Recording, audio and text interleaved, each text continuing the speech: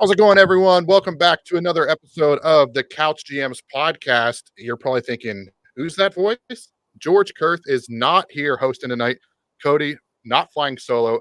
Longtime listeners, I have a guest that we're bringing back from year one of the podcast.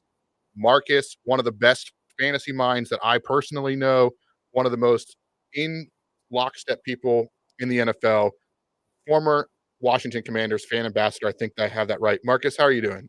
That's correct. I'm doing great. Great to be here. Pleasure filling in today for George and Tyler. So thanks for having me, and hopefully we can help some people out today. Awesome. I appreciate you being on the show here. We're going to do what we do now. We're live twice a week, Monday and Thursday at 6:30 p.m. And then the podcast feeds are still in there. If you can't catch us live, make sure you're asking questions. We'll answer them live on the show. And follow us on social at Facebook, Instagram, Twitter, TikTok, X, all those good places at the Couch GMs. Or not Tyler, not George, Marcus. Why don't we sit back, relax, and chat?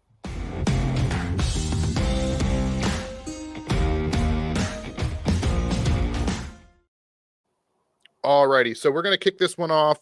A little bit of old news, but still worth noting. You caught the Thursday night game between the Dolphins and the Bills. You definitely have saw by now Tua was concussed yet again on Thursday Night Football. The Dolphins have since signed Tyler Huntley to their active roster off the Ravens practice squad, but Tua has come out and said he has no plans to retire. Marcus, when you were watching the game, what were your initial thoughts when you saw that play unfold?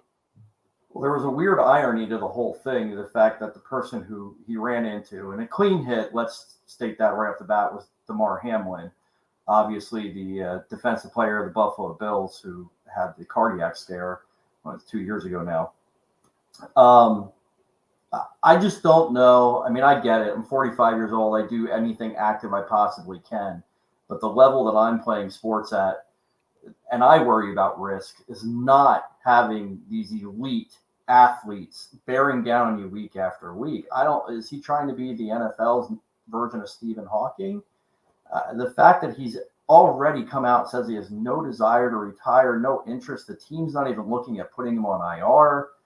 You have to get to a point where you're questioning, are you doing what's best for this young man? And that came out after the game that McDaniel said that he told him to go be the QB of your family right now. And I think that's important. I really hope he takes some time. I hope he listens to friends, family, and consultants and really makes the right decision for his long-term well-being. Yeah, I think that's a great point. And I think that's also worth noting is at the end of the day, even if we don't agree with it or, Tua is going to get the information he needs to make his decision. And hopefully he does what's best for him, but let's let him make that decision. But that happened on Thursday.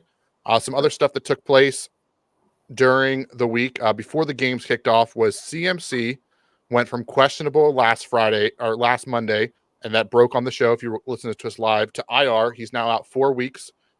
Pretty much the consensus number one fantasy pick out for the time being. Yes, there was probably some bad, poor gamesmanship going on by the 49ers there. I don't think there's any denying that. But in terms of fantasy, how does this impact? Did you have any shares of CMC that you're now reeling and dealing, trying to overcome the next couple of weeks? I can honestly say, buyer beware on this one. And anybody who listened in regards to it that had the number one overall pick, I actually had the number one overall pick in the World Cup. You did, and you shocked a lot of people.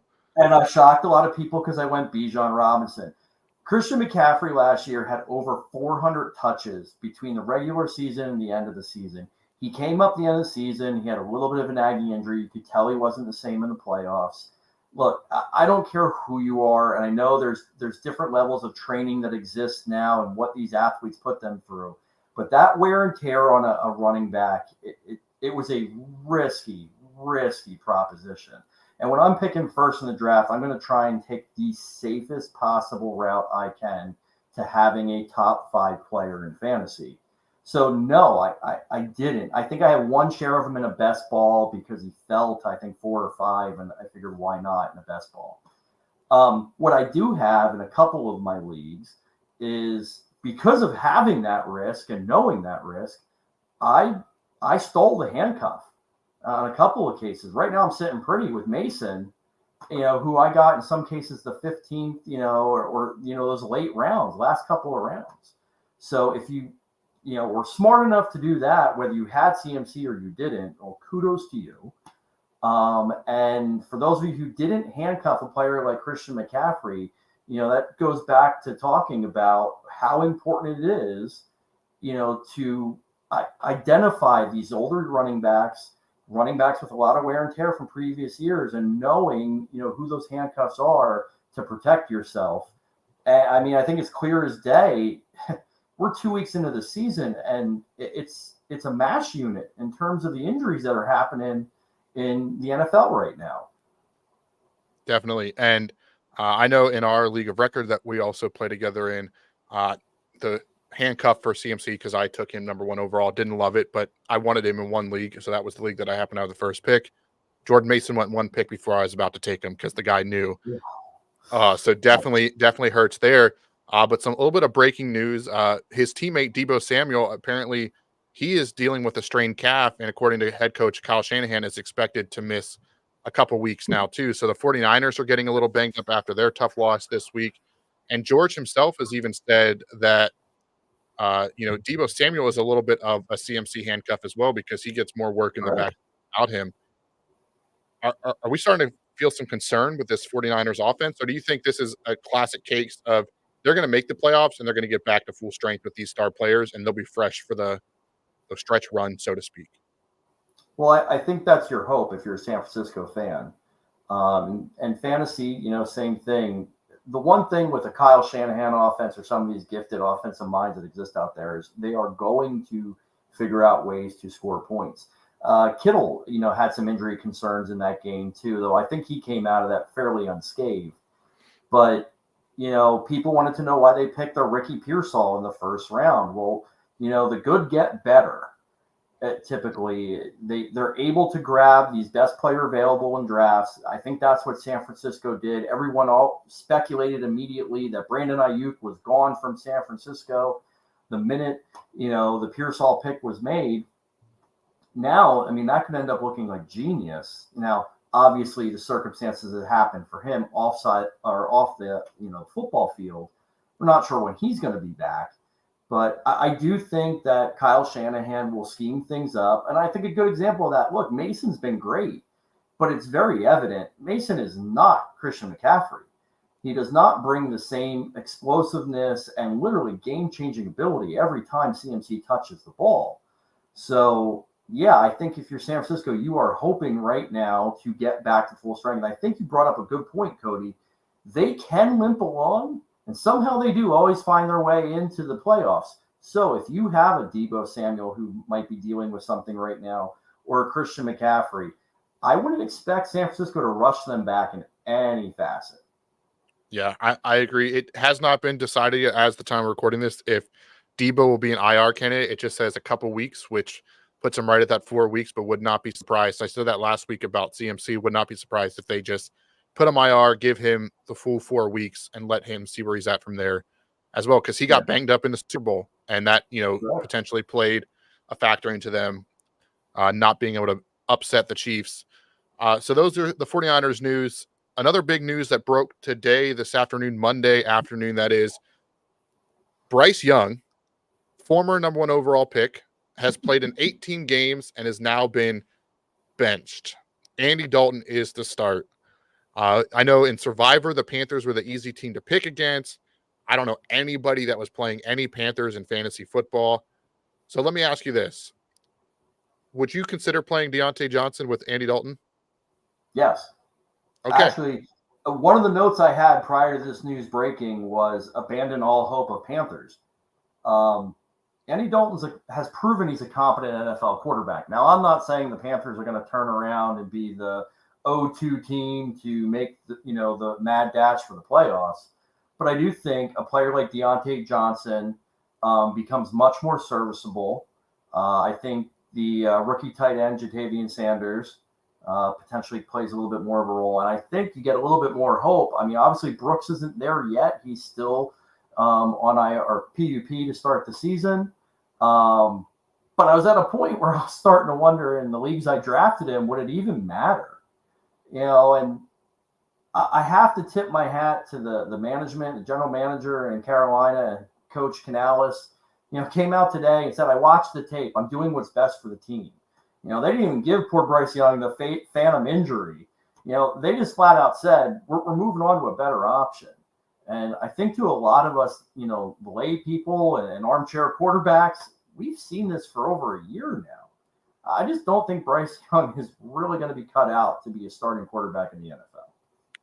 Yeah, unfortunately, I think that is the truth. And we'll have to see it unfold. We've seen quarterbacks go to different teams and come back and even get bounced around. Former Panthers, I almost said Cardinals, Panthers quarterback Sam Darnold, now looking great for the Vikings. So there is potential there. But they still do owe the Bears a second-round pick this year for Bryce Young. So, and he's not even playing in week 3. That's definitely a tough blow for them. But let's talk about some of those week 2 matchups. And why don't we just start right there with the Minnesota Vikings shocking the San Francisco 49ers. They also, we had a couple other upset, the Raiders over the Ravens. There was the kick fest with the Washington Commanders. What was your favorite upset or biggest surprise or game that happened in week 2?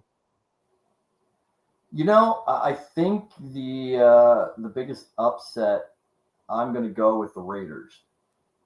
The Raiders going into Baltimore. So again, you have that dreaded, West Coast to East Coast trip. I appreciate you mentioning that. There really hasn't been much of a run game out of Las Vegas this year. And the interesting thing about that is you saw at the end of the season last year, that was the bread and butter of the Antonio Pierce Raiders. They were just going to pound the ball, whether it meant they should or not. It was like, we're going to run the ball. They might as well have told you before they snapped it, we're going to run it, and they were able to. Zamir White just looks lost and a little sluggish compared to the spark he had at the end of last year, and that's got to be worrying some of these fantasy players who thought he was a good middle round stash. He looks flat. Alexander Madison back from the dead. Kind of becoming a little bit relevant here, especially, in the third down role and passing role. But going into a Baltimore team, which I really just, they seem to have not found an identity. They're scrambling. Last week they ran so much 12 personnel. They ran the ball hard. This week, all of a sudden now we're going to pepper Zay Flower with targets. Isaiah Likely, we're not even going to touch it. They need to figure out whatever that identity is going to be and be proud of it and stick to it. I think that's what served Baltimore so well and made them so dominant, and we'll see where that happens there, starting 0-2. Yeah, I thought on the Sunday or the Thursday night, but it was the Sunday night broadcast crew when they opened the game against the Chiefs. One of the commentators, don't remember which one it was, mentioned how everyone loves the Derrick Henry signing in Baltimore, but Derrick Henry barely played running back out of shotgun, and Lamar Jackson wants to play completely out of shotgun. And it's definitely, you're starting to see some learning curves of how they're going to mold those two together. Not saying Henry has been bad, or he almost had 100 yards this past week, didn't quite get to the century mark, but had a good week. But they're just struggling trying to find that true identity. Isaiah Likely came back to earth after having his big game. So definitely an interesting upset and a team to monitor moving forward. For me, one of the bigger surprises was, and maybe I should have saw it coming, but it was the absolute beatdown the Arizona Cardinals put on the Los Angeles Rams. And more importantly, the Maserati Marv breakout after only getting one target, although he was wide open for a game-winning touchdown if Murray would have hit him against the Bills. Had the breakout early in the first quarter, slowed down the rest of the game, but that team put up 41 points on the Rams, and those injuries for the Rams continue to grow. And Cooper Kupp's out. What are your thoughts on the Rams losing another guy like Cooper Kupp? Before I get to Kupp, real quick with Marvin Harrison last week, Kyler Murray made an interesting comment saying it's not my job to feed Marvin Harrison the ball. And then watching this week, let me tell you, feed the man the ball. Mm-hmm. You're right. He broke out this week, but it was like they only put a quarter tank of gas in that, Maserati, and it ran out of gas. His numbers this week could have easily been doubled. No Yeah. one is covering him right now, especially nobody on that Rams team was capable of sticking with him in that game. It could have been unbelievably gaudy numbers. The fact he was the number one wide receiver by, I think, the end of the first quarter, something has to be said there. And I don't know, maybe is there some friction between Kyler and him, and maybe they need to gel and form a bond.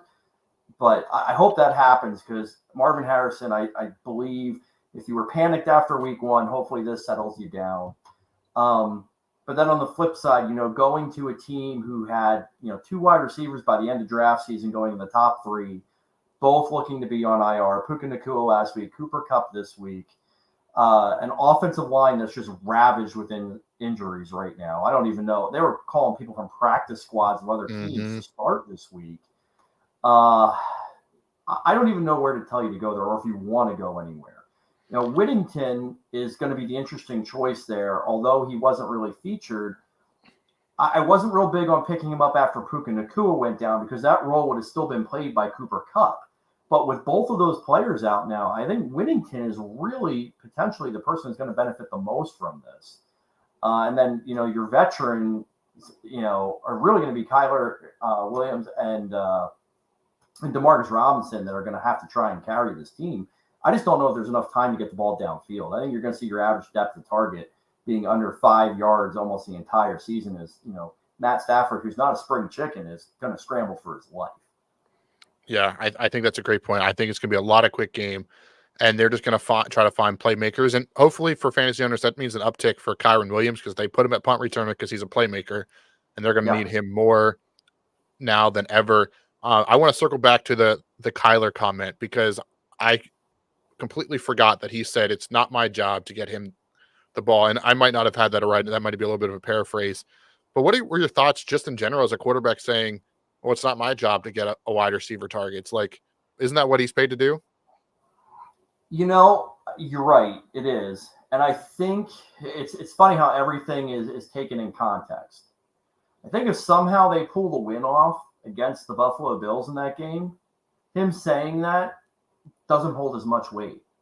But in a game where you lost the game, and you lost the game by missing a wide open Marvin Harrison, who is the guy your team went out and got in the first round. And let's face it, Arizona could have used a number of players with that pick. They identified him as the difference maker, the player they needed on their roster. It doesn't – I think he might have just spoke out of turn. And I think maybe this week that kind of was evident as he was, focused on early and often. But again, why did they go away from that later on in the game? And it's not that, like you said, Arizona decimated them. But in the same aspect, if it's not broke, then why fix it? And there was a couple, when I went back and watched game film today, there was 3 or 4 plays where right off the line, he was wide open. The LA Rams were really having difficulty scheming to covering McBride, Harrison, and even Connor. Connor had a career day. So yeah, the Cardinals look good, and it's making my preseason prediction of them being a playoff team that I made a couple weeks ago on the show definitely feeling pretty good about that one. But we talked. We went back to week 1 in that close game. There was a really close game this week between the Chiefs and the Bengals. Those games are always close. The Chiefs escaped that game. It looked like the Bengals had that one. So I get your thoughts. Everyone's talking about it. The DPI, the second to last play before it set up the Harrison Buckers on 4th and 12. Was it DPI? I'm not an official. We all want to be officials going. The speed that's going on that field, I can't tell you how many times I see calls that are made or not made, and you want to scream and yell. I have a really hard time understanding why anybody feels that they can make a case here. Now, if they want to make a case, there was absolutely some other calls that were missed, throughout that game. But that last play, he's there early. Yeah. He's there early now, and that's in the slowed down version of it. Now, put it at game speed, I can only imagine it had to look like he just got trucked. It's really unfortunate that way. I'll be honest. I don't think Patrick Mahomes looks right this year. The team itself, although it does have a lot of great weapons, and you had the 2 plays last week, Xavier Worthy, that were incredible. Rashid Rice, dear Lord, with him not getting suspended this year, he could be a top 5 wide receiver. So anyone who took the gamble there, before that was clear, hats off to you. But Patrick Mahomes, he just doesn't. There's a couple of really underthrown balls, in the game. Definitely looked a little shaky in my opinion, and it's going to be interesting to see what the dynamic of this team is now, because Isaiah Pacheco was really kind of changing the dynamic there a little bit. It wasn't that running gun, wide open offense. They really were pounding the ball a lot more. And, it's going to be, you're going to have to see whether it's Steele, or it's P. Ryan, or if it's, Kareem Hunt. But the rumor, Kareem Hunt came in today for a visit, and there's a couple of people who got super excited about that reunion. And look, it could be great. I think it's going to be a mess in that backfield. I think it's going to be a ton of shared carries. I think you're going to see week after week that, you're not really going to know where the points are going to come from there. And I don't know if they're going to have the same game plan. The one thing I will tell you, because I'm going to go off of the coach, and Andy Reid pretty much shoots from the hip, in my opinion, in the early down work and goal line work, I think it's going to be Steele. I really do. Reid came out and said it. He's going to get that first opportunity. Now, he did fumble in the Cincinnati game, so he's got to clean that up, and keep doing that. You're not going to see the field. But it's going to be a tough one to call. When we get to waivers a little bit later on the show, that's a tough one to decide who you're putting, your money on. Definitely, that's a tough one. And like you mentioned, good tease there that we will be talking waiver wires coming up. You mentioned Isaiah Pacheco. He is out 6 to 8 weeks. He is headed to IR. And that is going to be a fun, interesting to talk about. But, those Bengals, they fell to 0-2. We talked about the Ravens falling to 0-2. There is a handful of teams that are 0-2. It's the Baltimore Ravens, the Cincinnati Bengals, Jacksonville Jags, Tennessee Titans, Indianapolis Colts. Should have just said the AFC South, except the Texans, Broncos, Giants, Panthers, Rams, and the Falcons if they lose, which they're or they are not the favorites in this game. We talk about this all the time, though. That 0-2 is kind of like a scary mark because it's so rare that an 0-2 team comes back to even make the playoffs. 6%. Of those two, all those teams I listed, which one do you have the most confidence in bouncing back? I think it's got to be the Carolina Panthers under the Red Rocket now, right? No, I mean, I kid. I really think it comes down to, 2 teams here. One being the Baltimore Ravens. Obviously talent-wise, they've lost a little bit on the offensive line. I think that's evident. But you still have these explosive playmakers on the team. You have maybe two of the top 10 tight ends in the league. And I know that doesn't sound scary. But the reality of it is, if you have a healthy Mark Andrews, you have a healthy Isaiah Likely, and you use that smart sense, I mean, it gives me visions of the Hernandez Gronkowski days, back with the Patriots, where you didn't know how to handle it. If they were running, it could be an interesting wrinkle there. They're still a little weak on wide receiver. Dontez Walker, I really am kind of excited to see him grow throughout the year. He's been inactive a couple of games, but there's hope there. Zay Flowers, obviously, and then, like we said, finding that identity. I think once they settle on identity, they're going to be a little bit of a different team. We see it every year. Baltimore, whether they're fighting to get in the wild card or somehow end up on top of the division. The other 2 possibilities there, and I really only have 2 others, are Cincinnati. Cincinnati's a good team. I really wish they'd be using Chase Brown more. I'm with you on that. Far more explosive running back, far more dynamic. Done with the Zach Moss experience. And I'm hoping that they start to see that. They have 2 games of film now. I don't understand how they can't see that. It's evident just by the average fan watching on TV.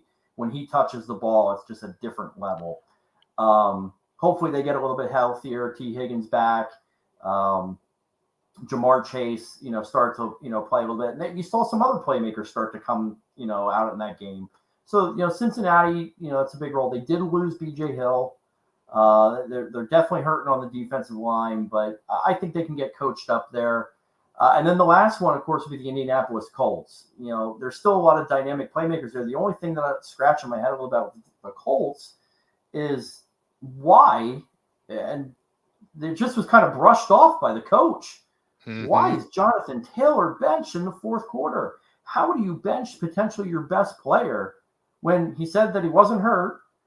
And I don't know. I know you watched that game, Cody, because you were rooting for the other team. How? I didn't see him do anything wrong. He didn't fumble. He didn't seem to miss any key blocks. And he played 3 quarters and had over 100 yards rushing. So that's a little bit of a head scratcher there, especially now you're 0-2. And hopefully maybe they right the ship and realize their mistakes there. Yeah, I think the Colts are I think the Ravens and the Baltimore are Ravens and the Bengals, not Ravens, Baltimore. Ravens, Bengals, they're the easy ones, right? We expect them to be good.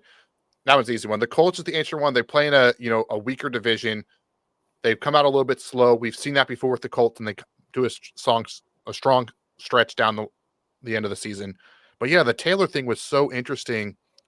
And the way Shane Steichen was just like, we were down, so we were passing, and we didn't have any schemed up passes to the running back. Like, okay, you still don't want one of your best playmakers out there as the check down for when something happens. Or to me, that brings up more concern for Anthony Richardson that he's still told you throw it here, which we saw on the one bad interception was he threw it to the guy predetermined where he was going, and he threw a terrible interception. And if not, run. And I think that's a scary proposition for them. But hopefully they right the ship, and maybe they're just being more protective of him because he's dealt with so many injuries the last couple seasons. But to not even get a single snap or touch in the fourth quarter of a game that you were losing by 2 scores, but it was a touchdown and a field goal, then a touchdown and 2 field goals.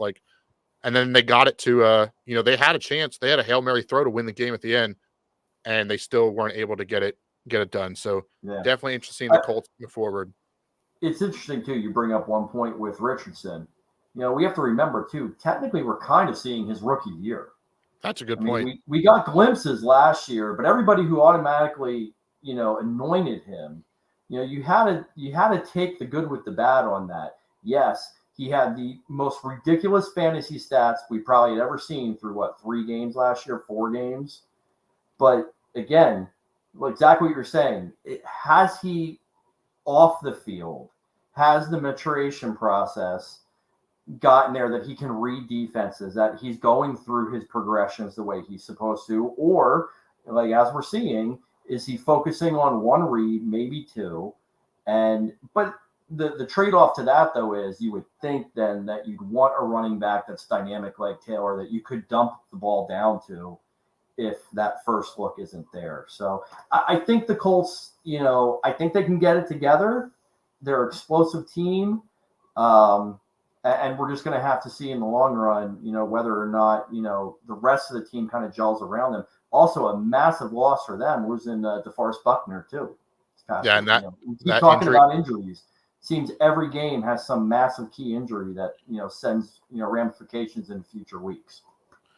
Yeah, and we've talked a lot about the 0-2 teams. So let's talk about a couple maybe surprise 2-0 teams. At least surprised me to start the season.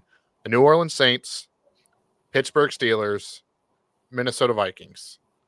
Did not expect to see them start out the gate, especially that Vikings team coming out and beating the San Francisco 49ers. The Saints back-to-back 40 burgers, and one was against the Panthers. So you're like, oh, it's just the Panthers. Then to do that to Dallas. And then the Steelers, they're just finding ways to grind out games and win. They've won 2 games with scoring 1 touchdown. So they might be the less likely to sustain the success. But what has caught your eyes the most between those 3 teams? Or if you want to talk on a little each of them, feel free. I think 2 of them in Minnesota and Pittsburgh, it's being done primarily on defense. Maybe not a big surprise as we pretty much come into the season every year expecting Pittsburgh to be a strong defensive team. The interesting thing is, why do we keep letting these elite linebackers go to Pittsburgh? Adding Patrick Queen to Watt and Highsmith already, it just seems unfair. And the other aspect is, what Minnesota is doing on defense. Just a cascade of characters that aren't necessarily elite. they traded away Danielle Hunter, and everyone kind of was scratching their head, as to where they were going to go. They bring in Jones, who's kind of a journeyman defensive end, and he leads the league in sacks right now, I believe. So, again, getting it done, smart ball control offense. Again, we're going to have to take a look at Minnesota. We keep talking and harping about injuries. Justin Jefferson went down with another injury. He claims it's day-to-day, but, how's that going to affect? So I think that might be able to hurt. That might hurt them a little bit, because obviously you take away a player like Jefferson and he misses a couple of games, really allows opposing defenses to kind of key on you a little bit differently. New Orleans, I think it really comes down to one person. New Orleans has some great players. They always have. But Clint Kubiak has got to be the early on favorite to be the hot, name offense coordinator for coaching next year. Mm-hmm. And look at what he has done there. Like you said, back-to-back 40 burgers. Alvin Kamara looks better than he ever has. I mean, he's just tearing teams apart right now, and he's using him in the passing game, the running game. And it really is. You can tell it's that Kubiak running style. And it's funny, we're decades past the original inception of that with his dad, and we still can't stop it. Yep. So same with Shanahan. There. The one thing I got to add is, Pittsburgh, look, somehow Pittsburgh always has a winning record. It's infuriating me because I'm not a Pittsburgh fan. And so many people living here in Pennsylvania, so many people are. But I'll tell you, if you didn't watch that game, and on record, the play doesn't exist. But if you have the opportunity, anyone watching, anyone picking up, go back in the first half. There is a play where Justin Fields scrambles to the right and throws maybe the most amazing dart I have ever seen over the back shoulder of Patrick Surtain, where Pickens caught it, and it was wiped out by a penalty. And it might be the sweetest passing play I have ever seen in the NFL. I jumped off the couch and rewound the TV because I couldn't believe he made the catch. And unfortunately, it just, in the eyes of the NFL, it never happened. But it goes to show you what Pittsburgh can do. And I hate to tell you, but I think Russell Wilson, your career is over as a starter. I don't see him getting that game. I don't see him getting that mantle back. That is Justin Fields' team now, starting 2-0. He's definitely doing enough. Penalties took away so many yards in that game. And I honestly believe that he could have easily they could have destroyed that. That game should have never been that close. How mad do you think the NFL was that Russell didn't play against Denver? I think not as mad as the NFL fans in Denver. Gotcha. Who I think wanted to come in there and absolutely just be, because let's face it, remember, Russell Wilson is playing for the Pittsburgh Steelers and on basically the Denver Broncos payroll yet this year. So that is a very good point as well. Awesome. I did want to give a quick shout outs before I to some people in the chat. First, give a shout out to George. He did stop by, check in. I did love that he put in there, first Marcus beats me in 2 leagues and then takes my job. Then also want to thank Andrew of Chaos Reigns, who is a member of the Couch Games World Cup, jumping in and dropping some information I didn't see. Maybe you saw it, but Taysom Hill apparently went to the hospital after the game and was doubtful for next Sunday. I had to start Taysom Hill this past week, which did not feel great at tight end. I'll be finding someone else this week, but definitely hoping Taysom gets a little bit better and can get back on the field because, find someone that loves you like the Saints love Taysom Hill. That's the motto that everybody should live by. And real quick, before we get into waivers, which is coming up next, you mentioned the Vikings, the Justin Jefferson day-to-day. I did see something on Twitter X. It was put out by PFF, or one of the writers for PFF. According to their passing grades, which I know a lot of people don't even like PFF's grades, but in their passing grades, something interesting to monitor. Since 2021, so the last 3 seasons, Sam Darnold in his first 3 starts, 85 passing grade. All the other starts, 45.3. And if you remember, which seems like forever ago, when he was the Carolina Panthers started out like 3-0. I do remember that season. And then he just completely fell apart and he got benched before the end of it. So with potentially no Justin Jefferson, seeing how that transpires over the next couple weeks. But, we're already 35 minutes in the show. A lot of people are trying to figure out what they're going to do with their fantasy team. So let's talk some week 2 waiver wires, players to add, players to potentially talk about, how much fab is worth their spending on.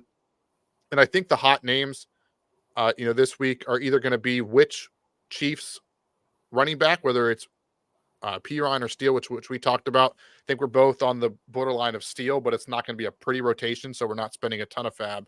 And then which Rams wide receivers? I know you hit on that one a little bit because conventional wisdom says Demarcus Robinson. He's the vet. He's in the room. We saw it last year, but you had an interesting name, and I just wanted you to re-hit on that. So yeah, I mean, Winnington was kind of their darling of preseason and training camp, and the reason being is because everyone said he's going to be this year's Puka Nacua. Plays the same as Nacua and Cup. Definitely, a yak guy, yards after the catch. Not the fastest guy, but a pretty tight catch radius, the ability to pluck the ball from the air. So, like I said, with both of those players out, and let me stress that, I wouldn't be making this recommendation, nor did I go after him, in leagues that I had Puka Nacua last week. I targeted Tyler Johnson and Robinson more. But with both of those players out, he's going to fit that slot. He's going to take that slot role. And you see in the Sean McVay offense how integral that position is.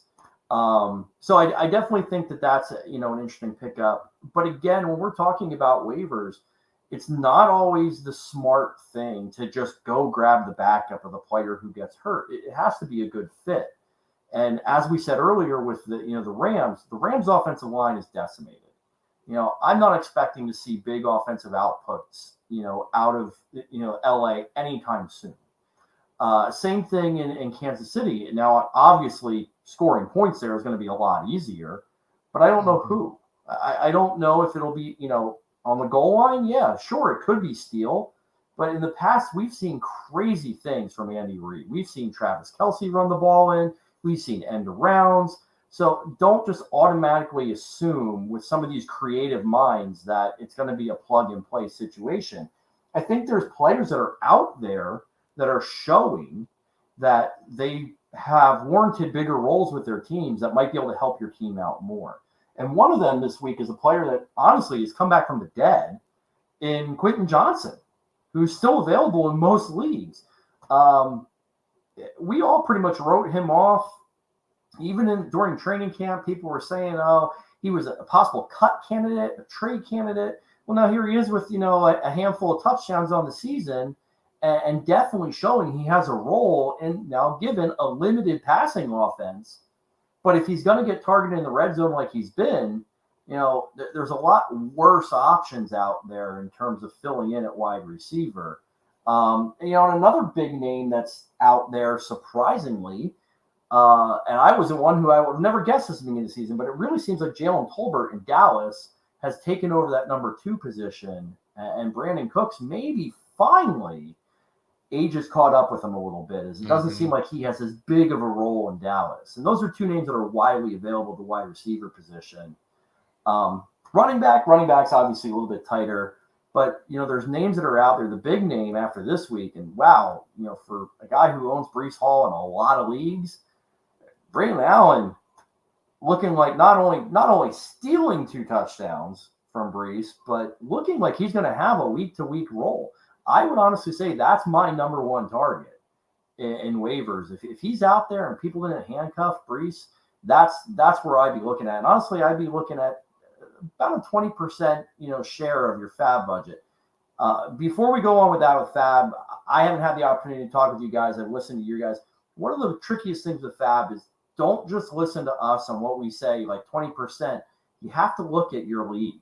Because there's some leagues where people don't spend fab at all. You don't need to spend 50% of your fab budget if no one ever puts bids in, or if they do, they're only putting $5. Now, if you've seen in other weeks where people have emptied the bank, well, then you're gonna, if you want that player, you might have to overspend on him.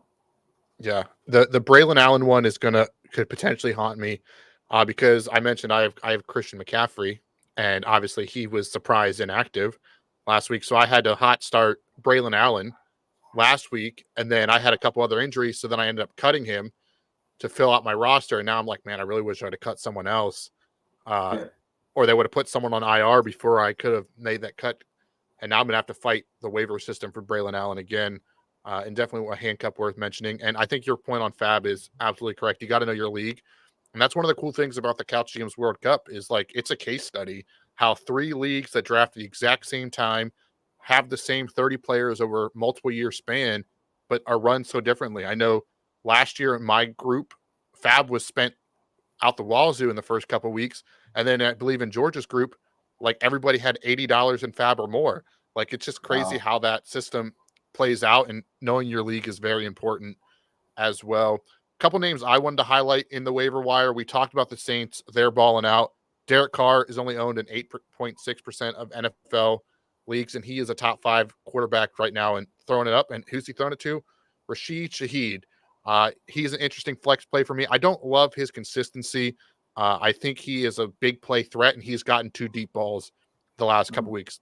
If he doesn't get the deep ball, what is his output like?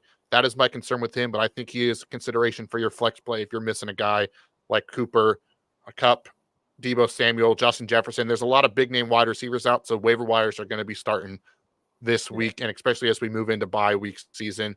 And then Mike Gesicki, he had 9 targets in week 2. He had a touchdown called back that shouldn't have been called back in week 1. Tight ends are hard to find, and they've been pretty inconsistent all year long, even from the top guys. So you're just trying to find somebody, and 9 targets any week from one position, let alone a tight end, is definitely going to raise my suspicion and want to go out there. Not jumping a lot of fab into him, but a guy I might consider playing this week for the Bengals. But there's one name, and this is for those deep invested, deep cut leagues, and you might not be able to pull this one off because of injuries and how your roster set. But you mentioned that Amon-Ra St. Brown limped off the field in the last couple plays. Actually, I think he stayed on for the last play, but he was hobbling mightily. We don't know what he ran a shadow route. Yeah, we don't know what his status is going to be this week, how serious it is. Could be nothing, and unfortunately, we won't know until Wednesday. But there's a guy that you wanted to mention, and since you brought it to me, I'm not going to steal your thunder. Why don't you talk about him?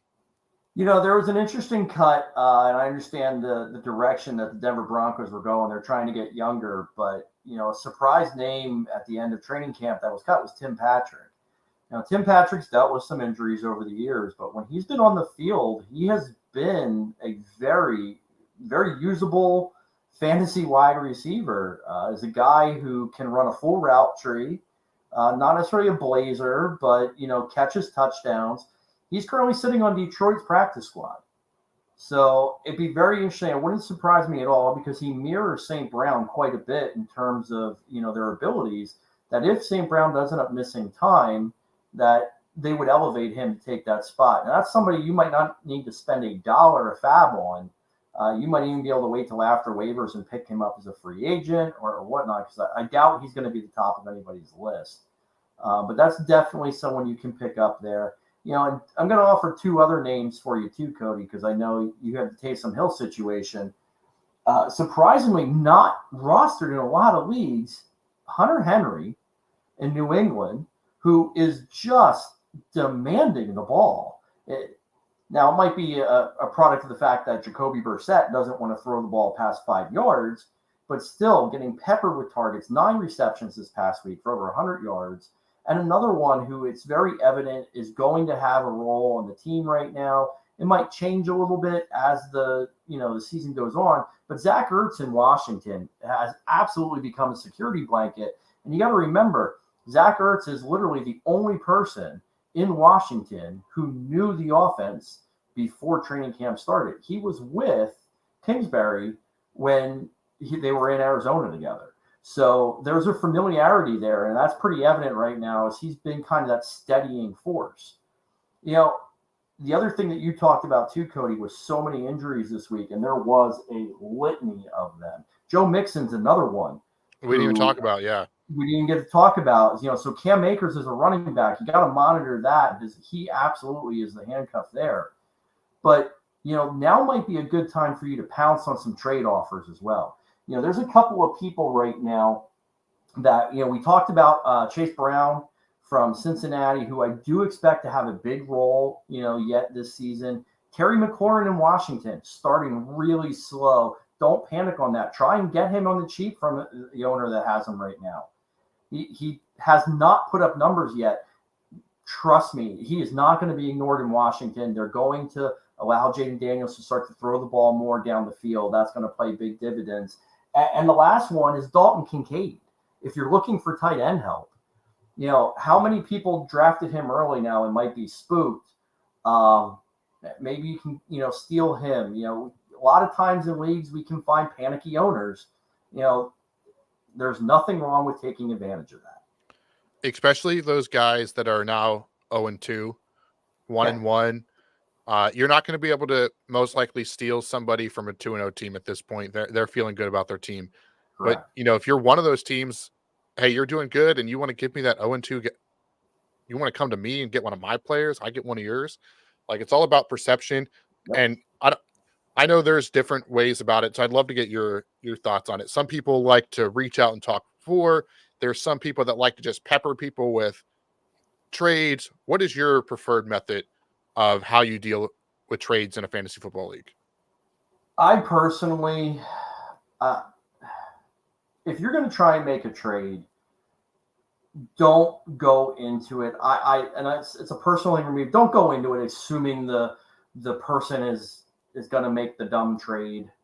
I hear all the time, well, I'm not going to give you my best offer. Why not? Start with a decent offer. If I see a trade that's just completely out of this world, like if I have Justin Jefferson right now and somebody's sending me two guys that have barely scratched a starting lineup for Justin Jefferson, that's an insult to me. Mm-hmm. Look at what it needs. Maybe I have two running backs on my bench and I'm not starting. This guy just lost Isaiah Pacheco and Mixon. That's a reality. A lot of teams could have both those players. But I'm a little bit weak at tight end or wide receiver. Make that fair trade. And I do think it goes a long way if you're in a public league and you don't have the ability to, pick up a phone and talk to somebody. There's always that chat box with the trade. Like, talk it through. Give your reasoning as to why you think it's a good trade. They might not agree with you, but at least they understand you're not just trying to come across and basically pull one over on them. Explain to them what your thinking is, and then be prepared for them to come back and say, I just don't see it that way. And, sometimes you're just not going to get a decent trade, or you're not going to find common ground, and that's fine. Then you move on, but don't just throw a trade out there and hope. The trade and hope method, that never works for me. Unless it's just you're offering me something ridiculous, like a certain host of the Couch GMs who happened to get a Jamar Chase. Yeah, for 3 linebackers in an IDP league. But again, that was what was offered to him. I can't blame him for taking that deal. Exactly. And in that same league, I was offered, which I did not take this deal, J.K. Dobbins, because he's been off to a hot start for a first-round pick in a dynasty league. So I just rejected instantly. I still think you're smart for taking that deal, though, even with the hot start. Dobbins has had too many injuries. Who knows when those wheels come off? Yeah, definitely, for sure. So speaking of him, we're also in the point, too, where we're starting. It's still 2 weeks. It's still early. We don't want to overreact and overpanic to some of these players, but let's use a guy like Gus Edwards. J.K. Dobbins has a clear hold on that. Are we at the point where Gus Edwards is droppable for maybe a Braylon Allen this past week, or if you need a spot start at tight end, or one of the Chiefs running backs if you're desperate? Mm-hmm. Like Gus Edwards, Trevor Lawrence, Kirk Cousins, depending on how I do this on Monday night. Are you dropping those guys? Is there any other names that you think are droppable that might come as a surprise? I think one of the worst things in fantasy is we get this love affair with the players that we draft sometimes. And sometimes you have to, like you said, it's a fine line. It's a fine line that you don't want to panic, but it's also a fine line you don't want to hold on to a guy beyond, logical sense.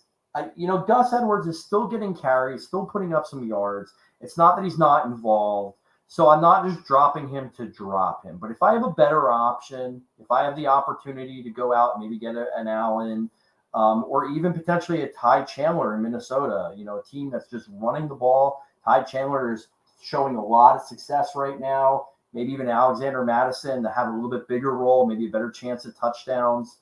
I'm not afraid to, let go of him. The interesting thing is the players that aren't at full strength and what you do with them. A great option of this, or a great example of this, is DeAndre Hopkins. I mean, God, consummate pro. He has been fantasy gold for years. He's dealing with a PCL injury, PCL or MCL? MCL. Mm-hmm. MCL injury. They're saying, we're going to ramp him back up. Well, it's 2 weeks now where he's barely being targeted in the passing game. I don't know with the injuries that we have, and depending how your league is, I know in some of our leagues that we're in, you have to be on IR to go on the IR spot. So if players like Justin Jefferson aren't on IR and St. Brown, you might not be able to allow him to take up a bench spot.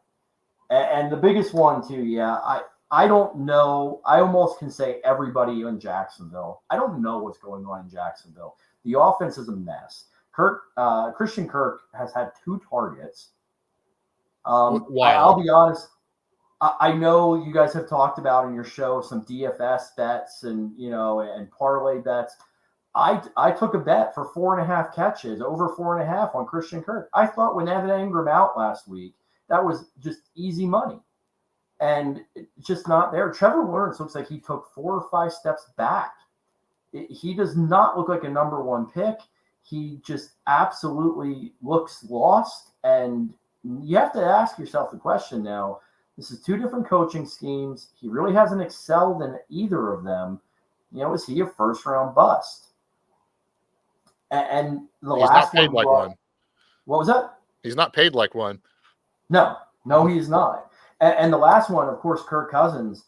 How many of us, me included, were just scratching our heads wondering what the Falcons were doing drafting Penix in the first round. And after watching him play last week, not being able to push off that foot, just looking like a statue in the backfield, maybe Atlanta knew something that they absolutely somehow kept out of the mainstream media. Because Cousins right now looks like he is not healthy. And depending what happens tonight, absolutely droppable. I'm afraid he might not make it through the game. Because if there is a team that's capable of blitzing him, similar to what happened last week in Pittsburgh, it's definitely the Philadelphia Eagles. Mm-hmm. Yeah, let's just talk about that game. We'll do a little bit of Monday night preview. Obviously, if you're listening to this on the podcast version that's out on Tuesday morning, you already know the results of that, so you could probably just end the podcast right here. But maybe you want to listen and comment on how bad we made this discussion. But Eagles, Falcons, Monday Night Football, the 3rd consecutive season. I don't know if you knew this fun fact, that the Eagles will be facing Kirk Cousins on the 2nd week of the NFL season on Monday Night Football. Definitely a LeBron James stat there for you, but weird schedule quirk. But you mentioned he can't play off, and I think we talked about this a little bit last week. George and I did with, he got compared a lot to Aaron Rodgers, but he tore his Achilles 8 weeks later. That's 2 months of recovery time that he is down. Yes. And back, and it could be that amount of time till we see him start to get back. Because let's be honest, Aaron Rodgers doesn't look that great pushing off his leg when he has to go out of the pocket. He looks better, but it's still taking some time. And depending on how he looks tonight, it's going to give me. I was a big, Kyle Pitts, Drake London, Bijan Robinson. Like, I was buying into this offense because of how good Kirk has been getting playmakers involved over the last couple of years. And it's still early. Don't want to overreact to really only 1 week since we're talking about it before the game kicks off. But those Atlanta Falcons playmakers are something that are starting to concern me as well. Well, I think the interesting thing is, if Kirk survives the game, great. Even if he's not 100%. And I'll tell you, I'm not a doctor, but I'm going to tell you, just using the eyeball test, he's not 100%.